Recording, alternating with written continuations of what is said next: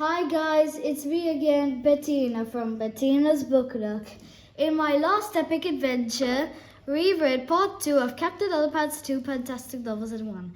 We caught bank robbers and stopped the evil Dr. Nappy. So let's see what happens next in story 2 of part 3 of Captain Underpants' 2 Pant-Tastic novels in one. Let's get reading! Captain Underpants and the Attack of the Talking Toilets. Hello. Before you read this book, there's some things you should know. So Harold and I have created this informative pamphlet to fill you with all the details. Please don't let this comic fall into the wrong hands. The Top Secret Truth About Captain Underpants by George Beard and Harold Hutchins, who deny everything. Once upon a time, there were two cool kids named George and Harold. We are cool. Me too. They made their own comics about a superhero named Captain Underpants. Tra-la-la! Everybody thought their comics were funny. Ha ha ha ha! Except for their weird principal, Mr. Crump. Blah blah blah. One time, Mr. Crump was being mean to George and Harold. Blah blah blah. So they bought the 3D Hypno Ray. They hypnotized Mr. Crump. I will obey. Then they turned him into Captain Underpants. But Mr. Crump thought he really was Captain Underpants. He jumped out of the window to fight crime. Uh-oh! Tra-la-la! George and Harold tried to stop him, but they had to save the world first. When they got back to school, George put water on Captain Underpants' head. This turned him back into Mr. Crump, but something was wrong. Blah, blah, blah. Because now, for some strange reason, for every time he hears somebody snap, Mr. Crump hears somebody snap their fingers, he turns back into Captain Underpants. Tra-la-la! So whatever you do, please don't snap your fingers around Mr. Crump. Please, please, please, don't snap those fingers. This has been a public service announcement by George and Harold, who still deny everything. Chapter 1, George and Harold. This is George Beard and Harold Hutchins. George is the kid on the left with the tie and the flat top. Harold is the one on the right with the t-shirt and the bad haircut. Remember that now. Depending on who you asked, you probably hear a lot of things about George and Harold. The teacher, miserable, might say that the George and Harold were disruptive and behaviorally challenged. The gym teacher, Misdemeanor, might add that they were in serious need of a major attitude adjustment. The principal, Mr. Crump, will have a few more other words to include, like sneaky, criminally, or mischievous, and I'll get those boys if it's the last thing I eat. Well, you get the idea. But if you ask the parents, they probably tell you that George and Harold were smart, sweet, and very good-hearted, even if they were a bit silly at times. I'd have to agree with their parents. But even so, their silliness did get into a lot of trouble sometimes. In fact, it once got them into so much trouble, it accidentally almost destroyed the whole planet with an army of evil, vicious talking toilets. But before I can tell you that story, I have to tell you this story. Chapter 2, this story. One fine morning at Jerome Horrocks Elementary School, George and Harold had just left their 4th grade remedial gym class when they saw a big sign in the hallway. It was an announcement for the 2nd annual Invention Convention. George and Harold had fond memories of last year's Invention Convention, but this year's contest was a bit different. The first prize winner got to be principal for the day. Wow, said George. Whoever gets to be principal gets to make up the rules for the whole day, and everybody in school has to follow those rules. We have got to win first prize this year, exclaimed Harold. Just then, George and Harold's principal, Mr. Crump, showed up. Aha! He shouted. I bet you two are up to no good. Not really, said George. We were just reading about this year's contest. Yeah, said Howard. We're going to win first prize in the contest and win principals for the day. laughed Mr. Crump. Do you honestly think I'd let you two enter this year's contest after that stunt you pulled at last year's invention convention? George and Harold smiled and thought back to the first annual invention convention. Chapter 3, The Flashback. It was about 1 year earlier, and all of the students and faculty at Jerome Horns Elementary School had gathered into the gymnasium for what would later be known as the sticky chair incident. George and Harold stepped up to the microphone.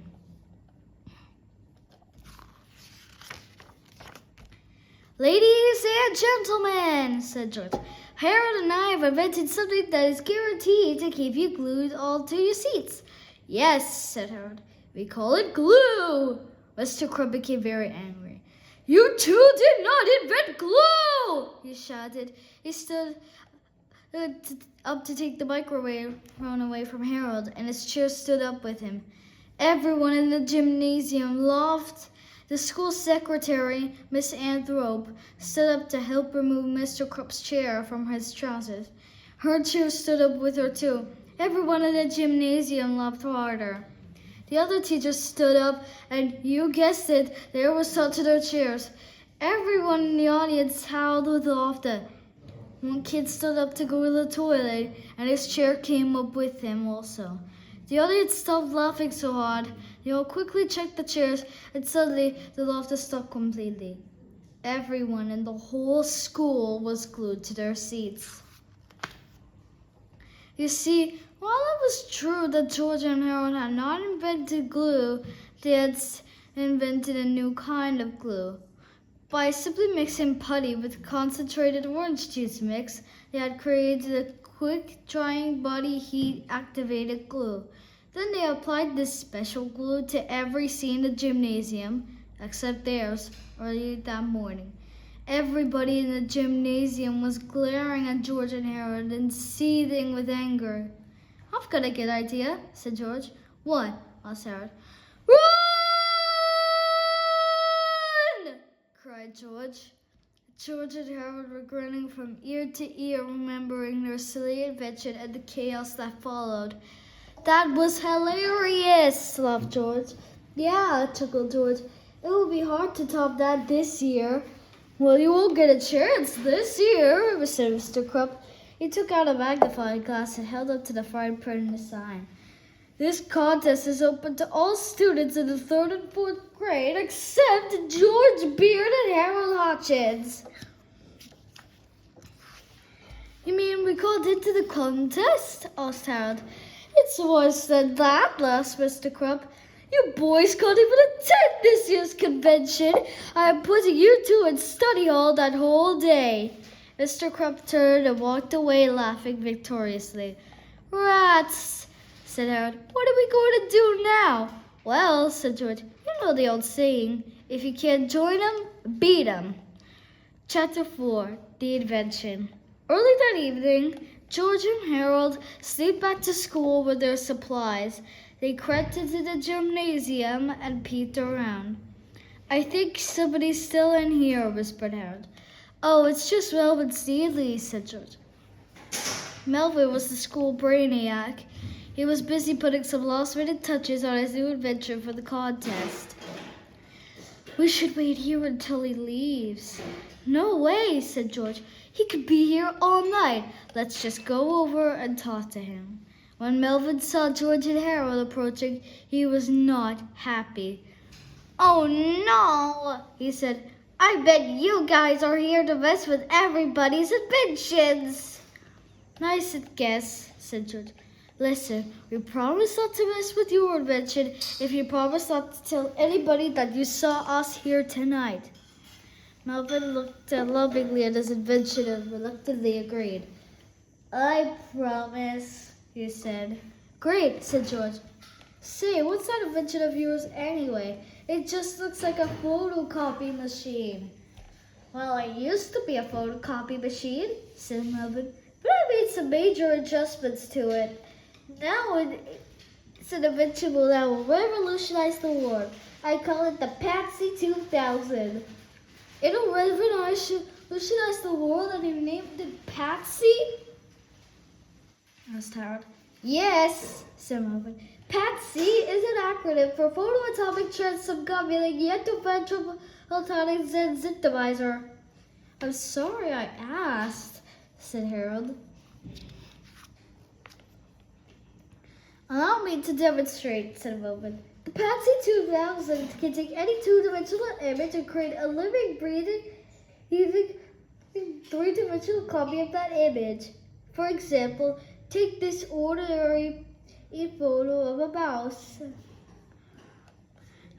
Melvin placed the photo of the mouse onto the screen at the PATSI 2000 and then pressed start. The lights in the gymnasium dimmed as all the power of the entire school seemed to get sucked into the PATSI 2000. Soon, the machine began to vibrate and hum loudly, and tiny bolts of static electricity began shooting out. A tiny bolt stepped out from underneath. I hope that thing doesn't explode, said Harold. Oh, this is nothing, said Melvin. You should have seen how the PATSI 2000 reacted when I copied a poodle. Finally, after a series of flashes and loud zaps, everything stopped. A small ding was heard, and then a tiny mouse crawled out the side door of the PATSI 2000 and crawled onto the floor. Isn't it wonderful? Exclaimed Melvin. George inspected the mouse closely. That's a great trick, George laughed. You really had me going for a while. It's not a trick, cried Melvin. The PATSI 2000 really does bring photos to life. I even created live creatures with paintings and drawings. Yeah, right, laughed Harold. I thought we were con artists. George and Harold walked away chuckling. It was time to move on to bigger and better things. Chapter 5, Bigger and Better Things. George and Harold went to the other end of the gymnasium, opened their backpacks, and began to work. George busied himself by turning all the spray nozzles on the automatic dog washer around. Now Harold filled up the soap tank with India ink. Then they moved on to the volcano detector. Will you please pass me the big bag of butterscotch pudding and a Phillips head screwdriver? Asked Harold. Sure, said George as he carefully inserted the eggs into the electric ping-pong ball server. Chapter 6, The Invention Convention. The following day started out sunny and cheerful.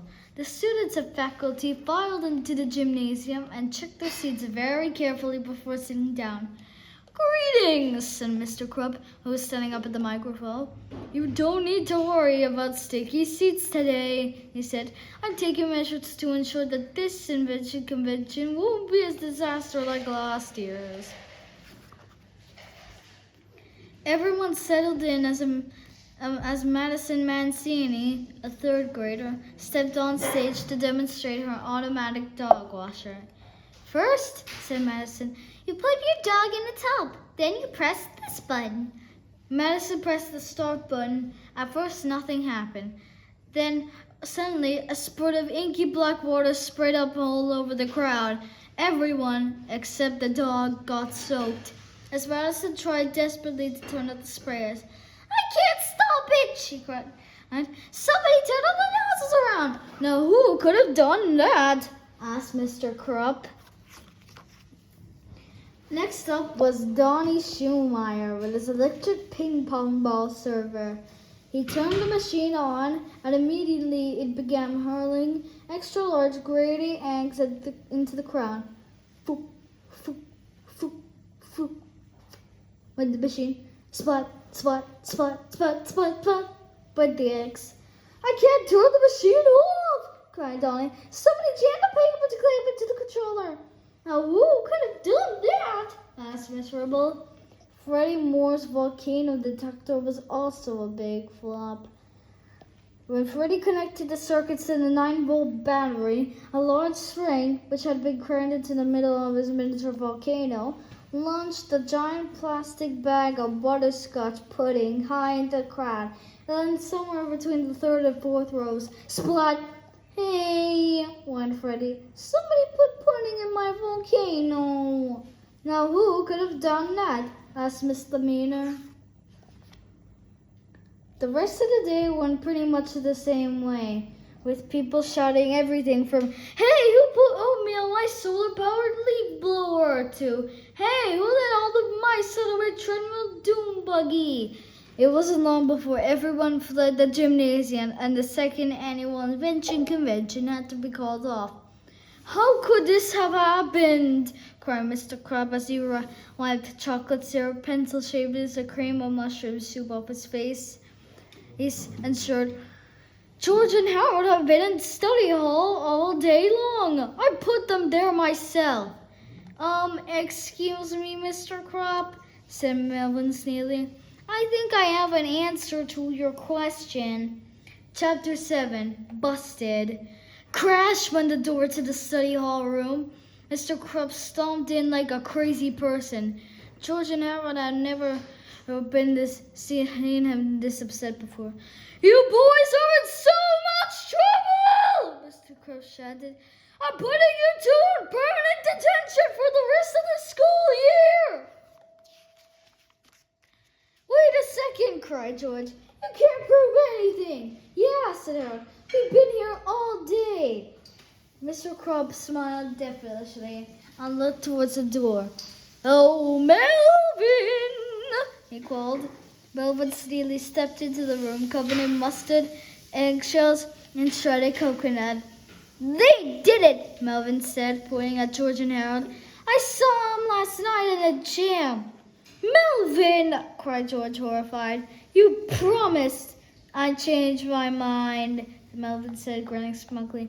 "Have fun in detention." Chapter 8, The Invention Convention Detention.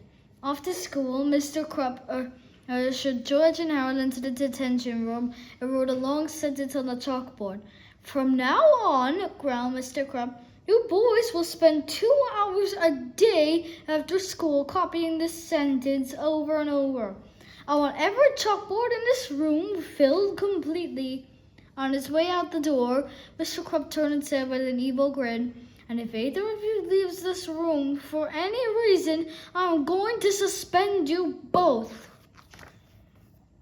Now, as you might have guessed, writing sentences was nothing new to George and Harold. The two boys waited until Mr. Crab left the room. Then they each took 4 homemade wooden rods out of their backpacks. The rods had holes in them that George and Harold had drilled in George's dad's workshop. George screwed the rods together while Harold inserted a piece of chalk into each hole. They each took a pole and began copying Mr. Crab's sentence. Every time they remembered one sentence, the one pole made 12. After about 3.5 minutes, every chalkboard in the room was completely filled. George and Harold sat down and admired their work. "We've got a lot of time on our hands now," said George. "Got any ideas?" "Let's make a new comic book," said Harold. So the two boys took out some new paper and pens and created a whole new adventure about their favorite superhero. It was called Captain Underpants and the Attack of the Talking Toilets. Chapter 9, Captain Underpants and the Attack of the Talking Toilets. Captain Underpants and the Attack of the Talking Toilets. Story by George Beard. Pictures by Aaron Hutchins. One day at school, everything was pretty normal. The lunch ladies were still serving toasted rat sandwiches. The principal was yelling, "Blah, blah, blah," and the gym teacher was being mean to everyone. "My grandma could run faster than you guys." Then a UFO appeared. It's at the school with the evil ray. The ray made all the toilets come to life. It made them evil too. The toilets were hungry. Yum, yum, eat 'em up. So they ate the gym teacher. "Help! The toilets just scratched somebody's car and ate up the gym teacher. Lord have mercy." "Was it my car?" "This looks like a job for Captain Underpants!" Captain Underpants ran to the storage room. Yum, yum, eat 'em up. He found a bunch of plungers. He put them in the toilets. Their mouths got stuck. Tra-la-la! Hooray for Captain Underpants! Now to stop that evil UFO! Captain Underpants went outside and saw the UFO. It opened up, and out jumped the terrible Turbo Toilet 2000. I'll flush you! They had a big fight. Captain Underpants was faster than the speeding waistband, more powerful than boxer shorts, tra-la-la, and able to leap tall buildings without getting a wedgie. Captain Underpants snuck up behind the Turbo Toilet 2000 and gave him a wedgie. Wedgie power! Ouchie!